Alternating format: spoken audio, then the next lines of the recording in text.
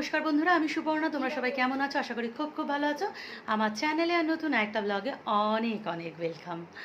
তো আজকে ব্লগটা স্টার্ট করতে অনেকটাই লেট হয়ে গেছে। অনেকটা লেট মানে রাত 9:30 বাজে। 9:30 থেকে ব্লগটা স্টার্ট করলাম। যাচ্ছি একটা ফেয়ারওয়েল পার্টিতে, সপ্তর্ষির ফেয়ারওয়েল পার্টি। সপ্তর্ষি তো আমার পিসতুতো ভাই, এটা আমি আগেও শেয়ার করেছি। আমি তো ছোটো ভাই বলেই ডাকি। তো কিছু বছর আগেও ফ্রান্সে ছিল। ও IIHM থেকে যখন পড়াশোনা করে, ওকে ফ্রান্সে পাঠানো হয়েছিল। তো ফ্রান্স থেকে আবার ইন্ডিয়ায় ব্যাক করে। প্রায় 1 থেকে 1.5 বছর ও ইন্ডিয়ায় ছিল। আবার ও ইউকে চলে যাচ্ছে মাস্টার্ড করতে। তো আজকের 10 তারিখ আজকের পার্টিটা হচ্ছে। আর 12 তারিখ রাতে মানে 13 তারিখের ও ফ্লাইট রয়েছে। তো সুতরাং হাতে আর 2 দিন ওকে আমরা পাবো। তো ওর গোছান গাছান কমপ্লিট, মার্কেটিং সব মানে সবই কমপ্লিট, প্যাকিং ফ্যাকিং বাগারা সব অঞ্জলিরা করে দিচ্ছে। আর আজকের এই পার্টিটা সব ওরাই অ্যারেঞ্জ, ওরাই সব কিছু করছে। আমি তো ইনভাইটেড গেস্ট, আমি যাচ্ছি। আমি মানে বলতে গেলে আমি আর গৌতম ওদের এই যে পার্টিটার মধ্যে সব থেকে সিনিয়র হচ্ছে আমি আর গৌতম।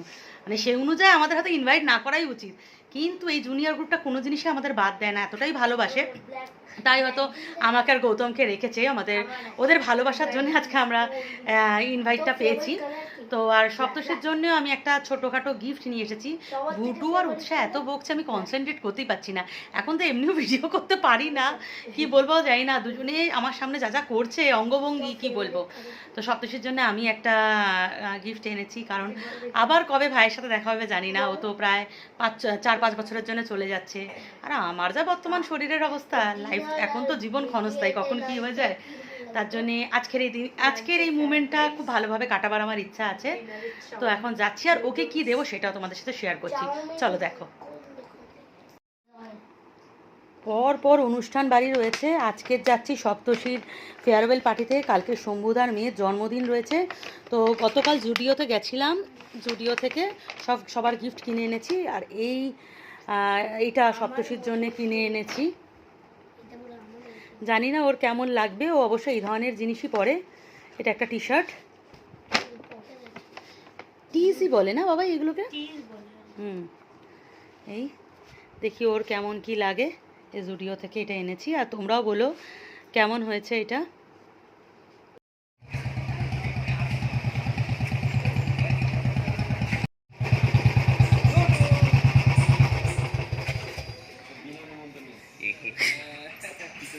ওরে বাবা, এইদিকে ইয়ে কর, ক্যামেরা এইদিকে। একটু আমাদের ওয়েলকাম কর, তোর ফ্ল্যাটে এসেছি। বাবারে হাঁটুলো পড়ছে, খাবার খাচ্ছে রাজা। খুব জোর খিদে পেয়ে গেছে। তুই বাড়িতে কি করছিলিস? ঝুল ঝাড়ছিলিস মায়ের বাড়িতে? ইস, ঠিক আছে। পপকর্ন, চিকেন পপকর্নের সাথে এই যে ডিপটা, এই ডিপটা কিন্তু সপ্তর্ষি বানিয়েছে। অসাধারণ ছিল ডিপটা। ভাইজান এ তোমারা লিয়ে দেখ ভালো লাগে কিনা।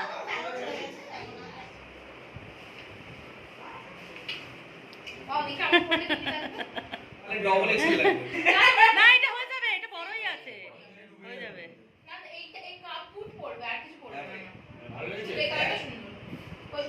একদিন একটা ফটো ছাড়িস, এইটা কালকেরই পরে নিস, ক্লাবে চলে যাস। একটু আমিও শান্তি পাবো, তুই পড়লি আমার জিনিসটা। এখানে রেয়াঙ্কা আমার জন্য মকটেল বানাচ্ছিল। ও সপ্তর্ষির একদম ছোটোবেলার বন্ধু। ও IIHM থেকে পড়াশোনা করেছে। ও এতদিন আরব কান্ট্রিতে ছিল, এবার আবারও বাইরে চলে যাবে। তো এই নিয়েই ওর পড়াশোনা। আর অসাধারণ মকটেল আর ককটেল বানায়।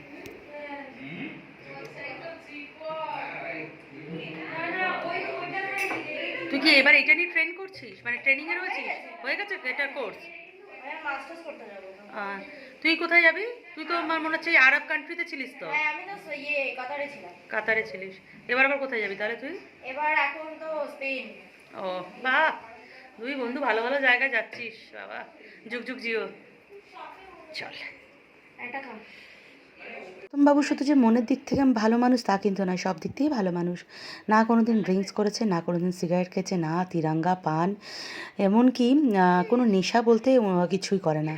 অনেক রিকোয়েস্ট করতে মকটেল একটুখানি খেয়েছিল ঠিকই। আর এই ক্রেডিটটা সম্পূর্ণ আমার শাশুড়ি মার ওপরই যায়, কারণ আমার শাশুড়ি মা ওকে এইভাবে তৈরি করেছে। তার জন্য আমি সত্যি খুব লাকি। এখানে উৎসাহকে একটা ভার্জিন মোহিতো বানিয়ে দিয়েছিল, দুই ভাই বোন ওইটাকেই শেয়ার করে খাচ্ছিল আর মজা করছিল। উৎসা তো বরফগুলো চিবিয়ে খাচ্ছে, মানে ও আর মানুষ হবে না। কোন দিন ছিলাম? পার্টিটাকে আরেকটু জমিয়ে তুলতে চলে এসেছে সৌভিক আর বিহু।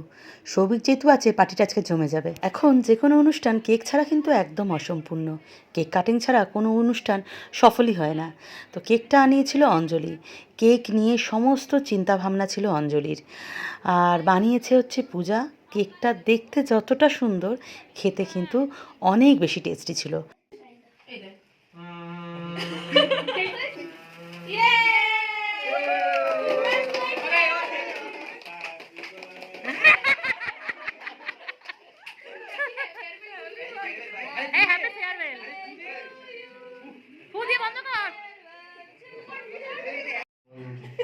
ওটা ভিডিও করেছিস তো?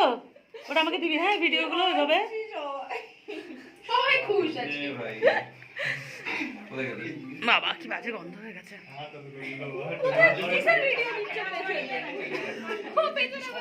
একটাই ভিডিও কেন করছি আমি এটাই বুঝি না। একজন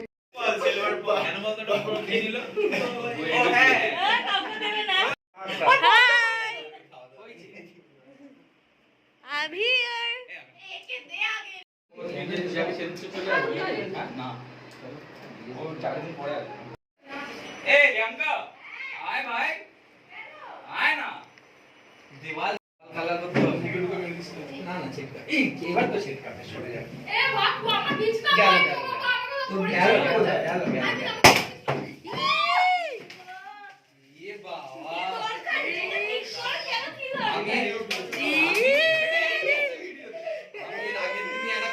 কি মুশকিল রে বাবা, এত টাকা শ্যাম্পেন উড়িয়ে শেষমেশ যার জন্যে পার্টি সেই মুছছে ঘর। চারিদিকে ঘরে শ্যাম্পেন ভর্তি হয়ে গেছে। শেষে সব দোষী নিয়ে চলে এসেছে মফ, এবং মফ দিয়ে ঘর পরিষ্কার করছে। জীবন আর কতটা আছে জানি না, কিন্তু এই প্রথমবার কোনো পার্টিতে চোখের সামনে শ্যাম্পেন উড়াতে দেখলাম। ঘড়িতে 11:30, গৌতম ভুটুকে মায়ের বাড়িতে ছাড়তে যাচ্ছে। বাচ্চাটা টুকিটাকি খেয়েছে ঠিকই, কিন্তু মেন কোর্স কিছুতেই খেতে চাইছে না, কারণ মেন কোর্সে রয়েছে মাটন আর পনির। মাটন আর পনির দুটো জিনিসই ভুটু পছন্দ করে না। ডিনারে ছিল পি রাইস, মাটন কষা আর বাটার পনির। মাটন কষাটা বানিয়েছিল বিশালের মা, পি রাইসটা বানিয়েছিল অঞ্জলির মা, আর বাটার পনিরটা বানিয়েছিল পিসিমণি মানে সপ্তর্ষির মা। আর এখানে আমাকে খেতে দিচ্ছে অঞ্জলি। পার্টি হবে আর গান হবে না তা কি হয়? আমাদের পার্টি মানে গান তো থাকবেই। তো চলো এবার গান শুনতে থাকো। চিরদিন তোর দরজা খুলে থাকি, সবার গোনার কিসের কেন রাখিস সাক্ষাৎ কালারে দ্রৌপদীপ ভরা চিনে ম্যাগাজিনে।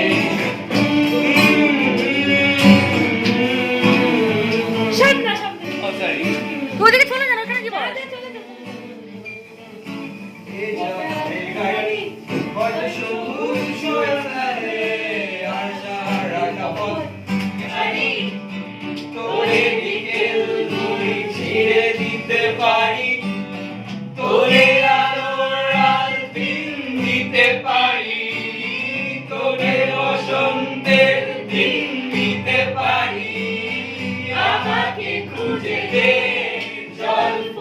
এদিকে গানের মাঝে অঞ্জলি নিয়ে এসেছে মিষ্টি। তো মিষ্টিটা তো আর ছাড়া যায় না, মিষ্টি খেতে খেতেই নয় গান শোনা যায়। রঞ্জনা আমি আর আসবো না এখানে, রঞ্জনা আমি আর আসবো না, পাড়ায় ঢুকলে ঠ্যাং ঘোরা করে দেবো, হেসেছে মাথায় দাদা অন্য পাড়া দিয়ে যাচ্ছি তাই। রঞ্জনা আমি আর আসবো না এখানে, রঞ্জনা আমি আর আসবো না। না আমি খাবো না। ধর্ম আমার আমি জীবনে চিনি, পৃথিবীতে ছিল না যে হাত, মসজিদে যেতে হয় তাই জোর করে যাই, বছর থেকে খেতে ভাত মাছ, একটা সিগারেট আমি কোনোটাই ছুঁই না, পারি না চলতে খোঁজ, চশমাটা বসে গেলে মুশকিলে পড়ি, তারা আমি এখনো যে স্কুলে বিয়ে তুমি করছো না, চাকরিটা আমি পেয়ে গেছি বেলা সত্যি, আর মাত্র কয়েকটা মাস ব্যাস, স্টার্টিং এই ওরা 1100 দেবে, 3 মাস পরে কনফার্ম, চুপ করে কেন বেলা কিছু বলছো না, বেলা 2441139, বেলা বস তুমি পাচ্ছ কি শুনতে, 10-12 বার রং নাম্বার পেয়েছি তোমাকে পেয়েছি,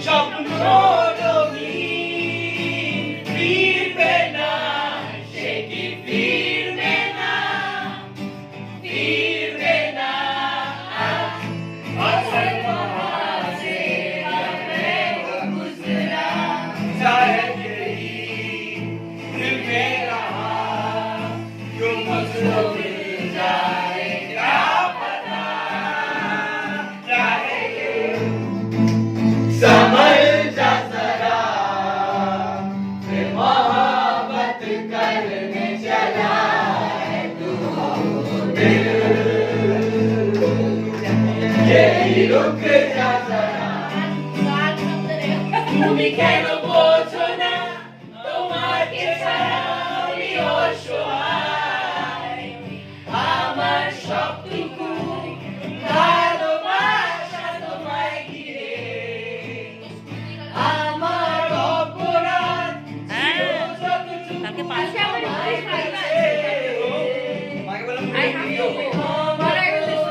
এই রাতে আমরা সবাই সিঙ্গার, গলায় তো সুর নেই ঠিকই, কিন্তু গান তো গাইবই।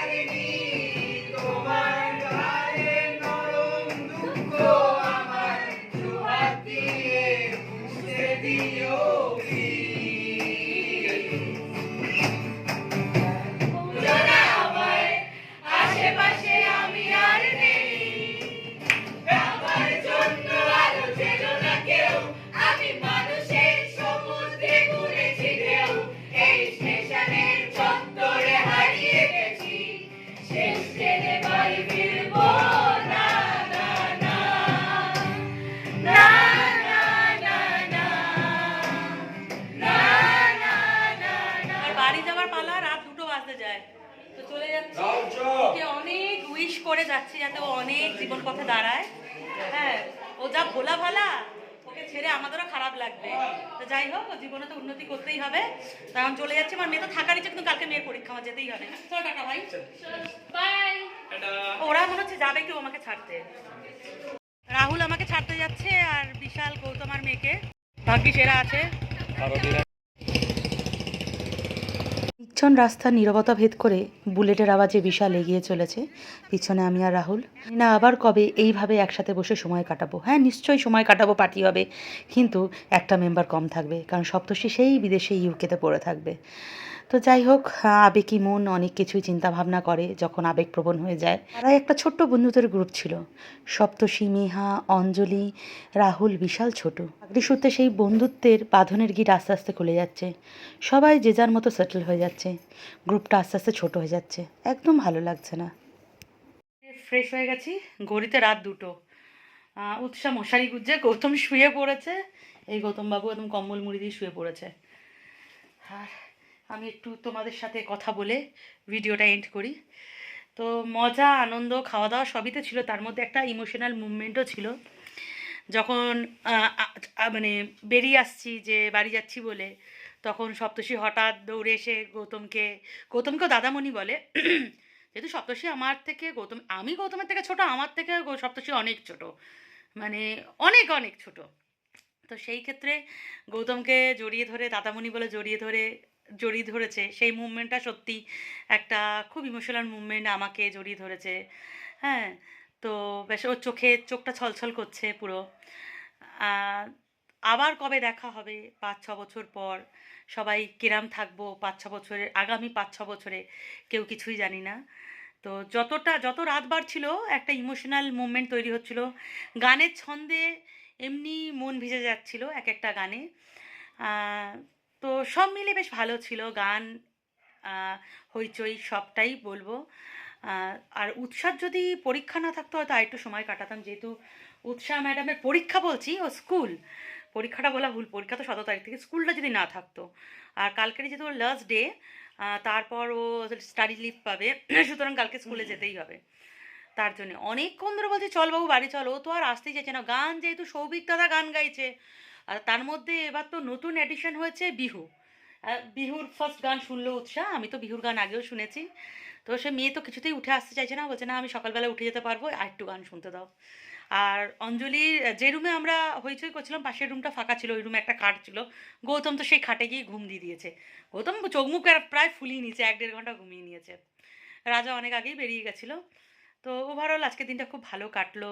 সপ্তর্ষির আগামী দিনগুলোর জন্যে অনেক অনেক প্রার্থনা করব যে খুব ভালো হোক, জীবনে অনেক উন্নতি করুক, ওকে সেই কথাটাই বলে আসলাম।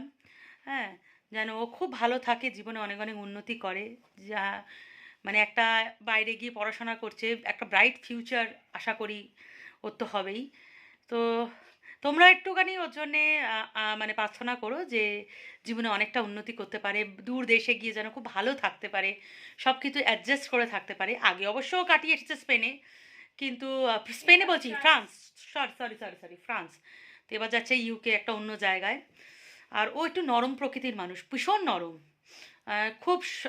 খুব সহজেই সবার কথা শুনে নেয়, সবার কথায় মজে যায়, খুব সহজেই সবার কাজটা করে দেয়, না বলতে খুব একটা মুখের ওপর পারে না। তো তা এই ধরনের মানুষ বাইরে গেলে না বেশিরভাগ ঠকে যায়। তার জন্যে বলবো যেন ঠাকুর ওর যেন সহায় থাকে, ও যেন সবসময় জীবন পথে এগিয়ে যেতে পারে। হ্যাঁ, সব গুরুজনদের আশীর্বাদ যেন ওর থাকে। তো এই বলেই আজকের আমি ব্লগটাও এন্ড করছি। তোমরা সবাই ভালো থেকো, সুস্থ থেকো। চলো বাই।